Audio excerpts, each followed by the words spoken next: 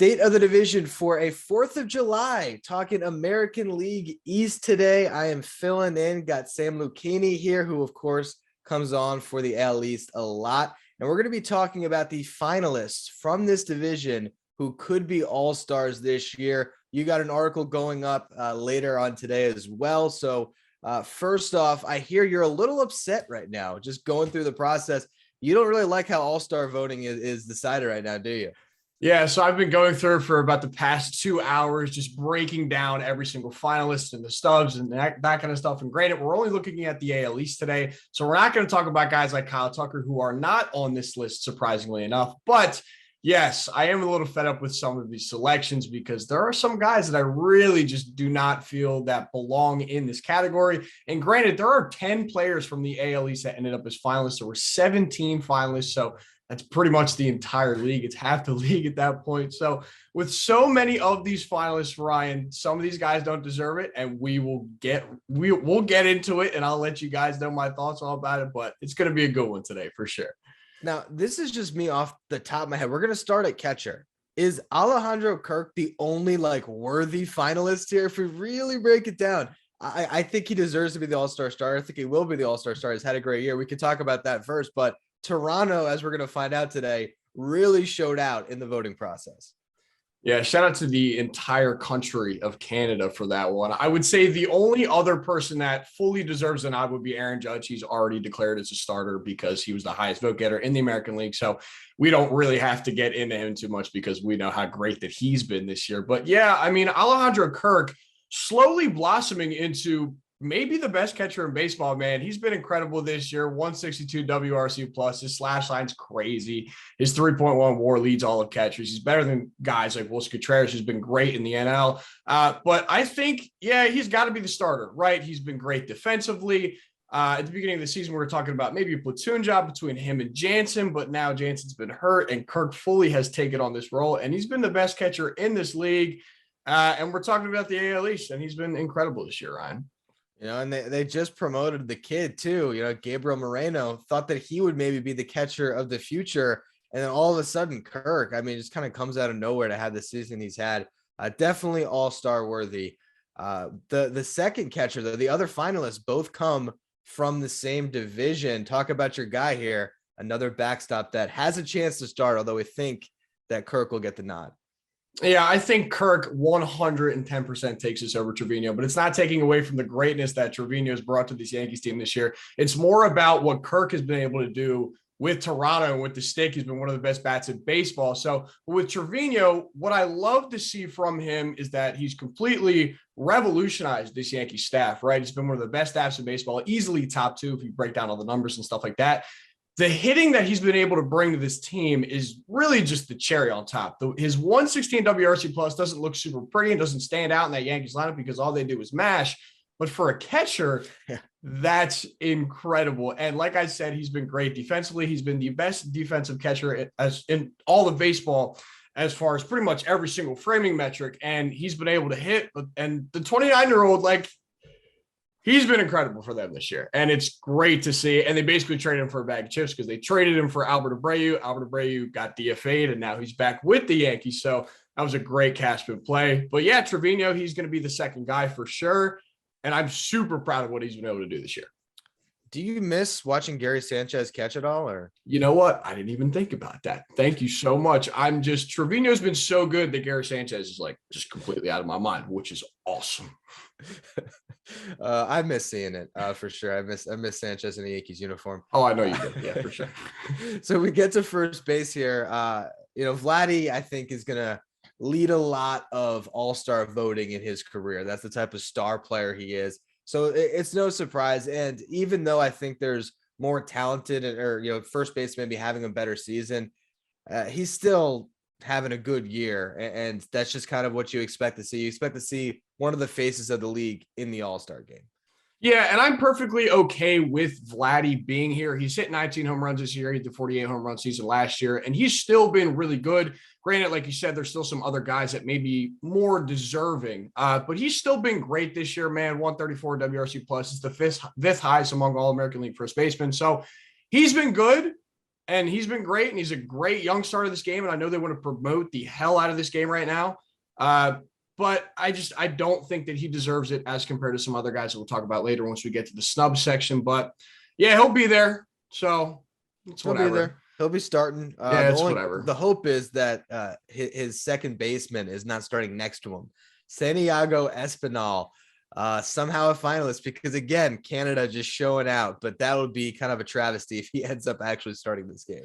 Yeah, so I like what Santiago Espinal has been able to bring to the Blue Jays. They kind of had like a. I just want to say, I'm not trying to fire shots at him as a player. I'm just saying, as an all-star, you're like, all right. Yeah, right. That's what I'm saying. But that's how it's going to be with a lot of these guys, because all of these guys are ultra talented, some of the best players in their positions.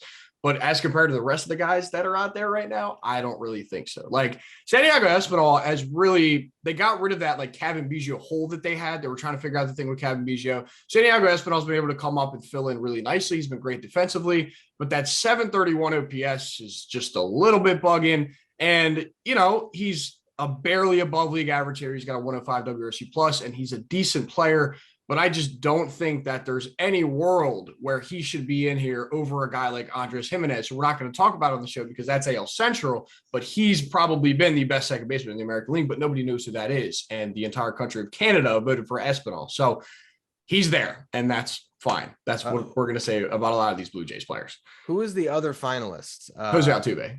Altuve, that's what I figured. Yeah. Okay. So Altuve should still avoid that actually becoming a thing here. We have to talk about Espinal as a starter. Bo Bichette at shortstop. There's a lot of good shortstops in baseball, a lot of good shortstops in the American League, even one in the division that we'll talk about in snubs. But Bichette is playing for a Canadian baseball team. Yeah, so we're going to continue on with the Canadian baseball thing because they love their Blue Jays, and that's fine. Shout out to Blue Jays fans. You guys are great for voting for your players, but there's just no way in hell that Bo Bichette and his 299 on-base percentage deserves to be in the All-Star game. Like, the best shortstop in the league plays in this division. Like, for 2022, plays in this division, and he's not even a finalist, which is absolutely insane to me. I mean, he's had an 806 OPS in his past 39 games, and it's fine, but he hasn't been great this year at all. He's had a really slow start, and I think that he's going to pick it up like over the course of the season. He's going to be great, but there's no way Bichette deserves to be here. Not a chance. And who's he going up against in the voting? It's Tim Anderson. So Tim Anderson was out for a while, and I think Tim Anderson will be able to snag that unless Canada goes crazy again, which, hey, I'm not going to count him out at this point because they've gone nuts already. But I think Tim Anderson should clear that. I think that I know they're putting this to a second round of fan voting, but I think the beauty of having the finalists is you avoid some mistakes happening. And so, you know, maybe Major League Baseball can kind of finagle the voting without telling us to maybe avoid some of that. If Canada is just showing out, I don't know if you still need some of these guys to make it. A Red Sox, as we're going to talk about the snubs, a Red Sox that was snubbed, we'll talk about later, but one that was not is Rafael Devers.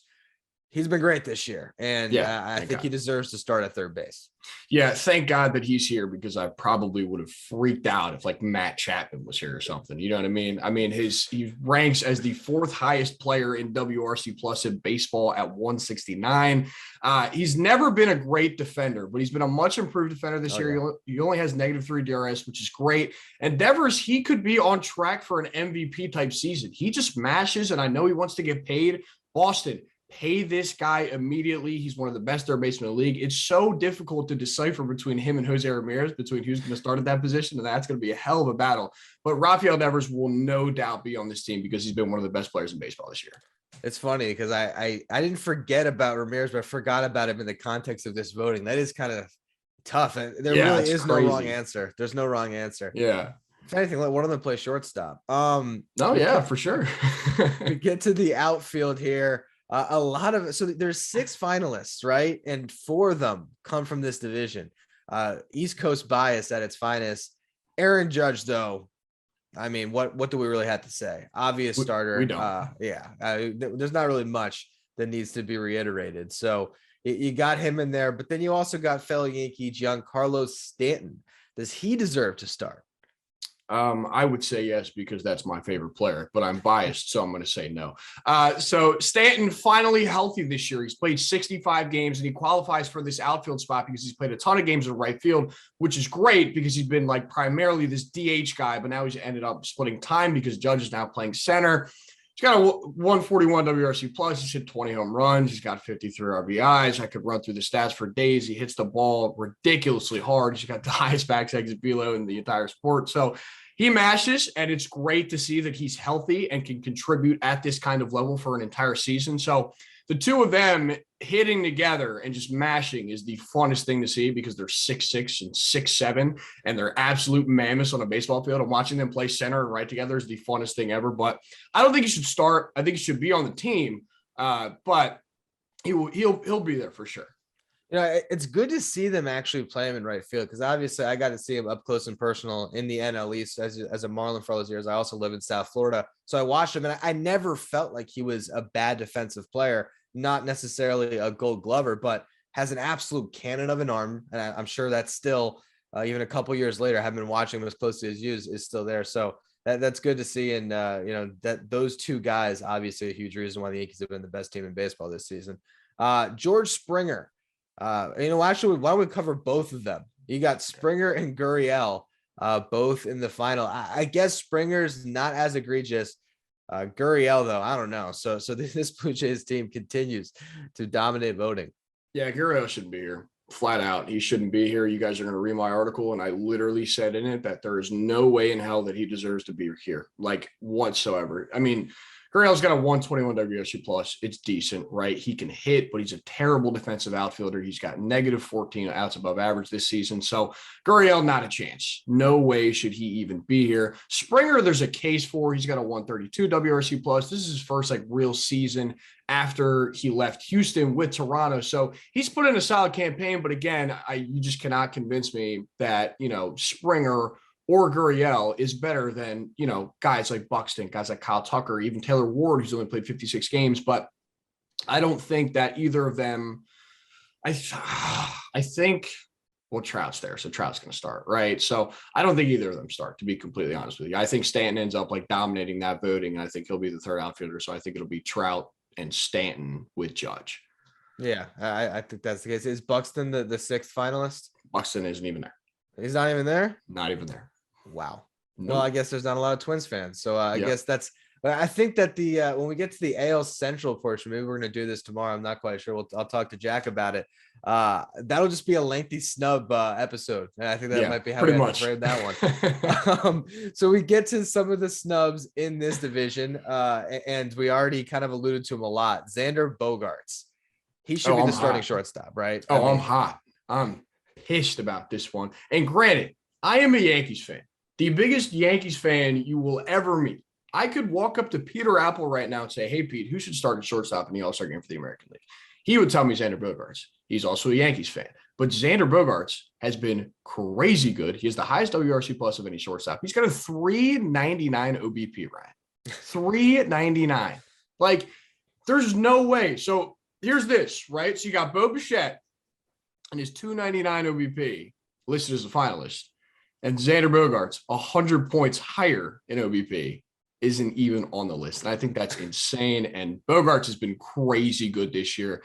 And even defensively, he's 15th in all of baseball among shortstops in defensive runs saved. He's been a terrible defender for the longest time, but now that he's league average, he's actually providing some value to that. So, and he's the highest. He has the most WAR among any shortstop in baseball. So yeah, the best shortstop in baseball isn't even a finalist, and I'm angry about it.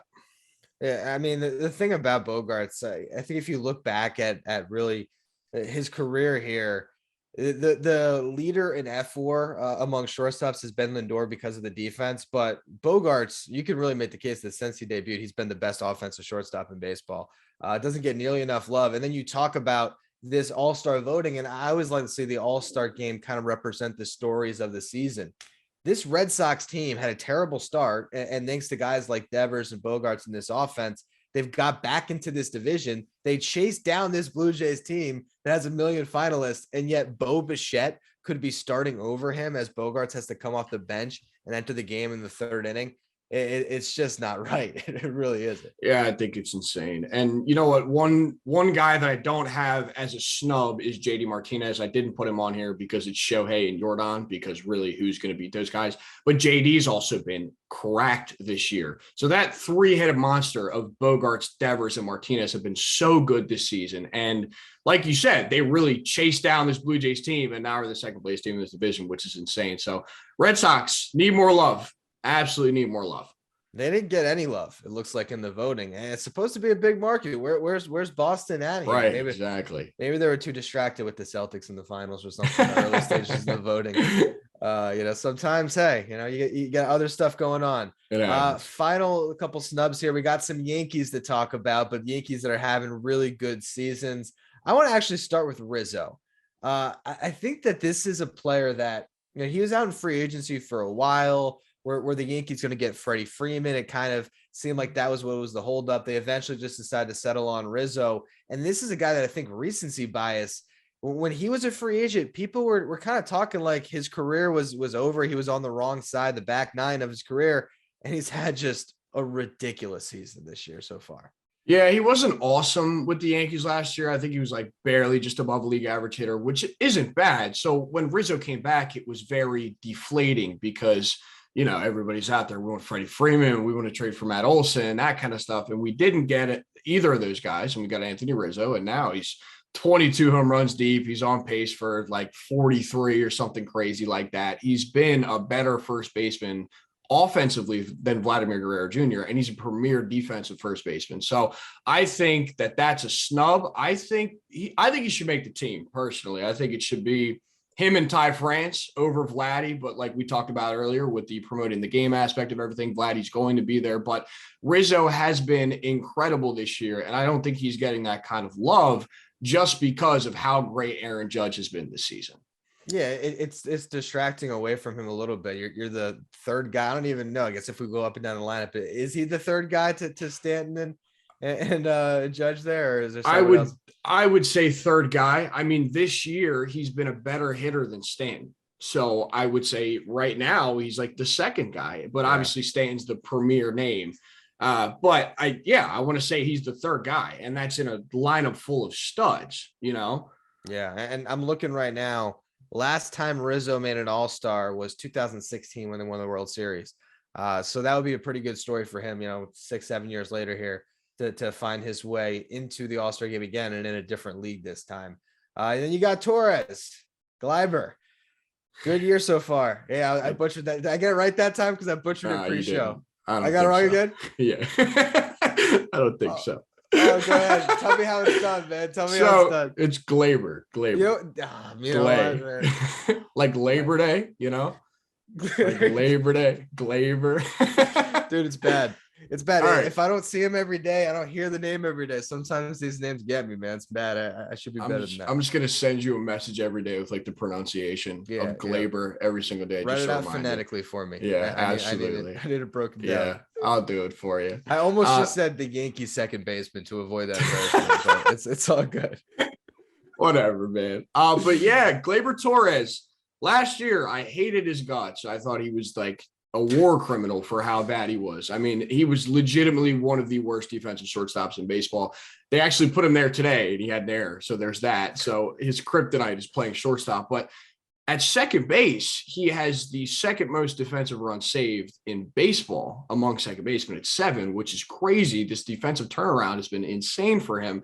And at 13 home runs, he is the second most home runs by any second baseman as well. So he experienced a complete power drought last year after hitting 38 3 years ago, which was insane with the juice ball. And I want to say he only hit 9 home runs last year, but this guy's back and he's mashing.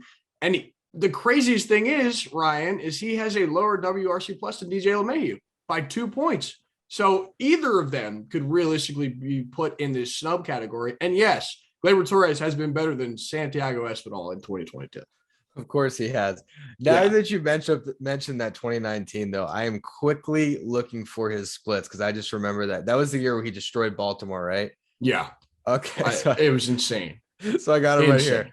He hit 394 in against Baltimore in 2019, 467 on base percentage, slugging percentage over 1,000, 13 of his home runs came against the Orioles. And I actually want to go to the ballparks too, because I remember, yeah, 7 of them at Camden. Oh wow, so six in Yankee Stadium then. Crazy though how much he destroyed them that year. That might have been like the craziest season of one player against one team I've seen in a really long time. Yeah, it was insane. And now literally every time that Glaber gets up to the plate against the Orioles, we're like, oh, it's gonna happen again. It's gonna hit a bomb. Wasn't like that last year, but this year I think he's actually been pretty good against them. So which is great. Yeah, ballpark got a little bit harder to hit in, but Yeah, the Orioles pitching did not. It's still a staff you can take advantage of. Well, it was great going over this article we're going to have up today talking about this as well. So make sure you check that out, justbaseball.com. Tomorrow, AL Central. I guess we're going to go through a lot of snubs, probably. Andres Jimenez, there's a ton that we can talk about. Arise. Luis Arise. That's another one. I know, it's crazy. It's crazy. Yeah. It's, like we said, East Coast bias. But hey, if you're covering and watching teams on the East Coast, sometimes we appreciate that bias a little bit too. So yeah, we do. that's right. All right, that was today's State of the Division.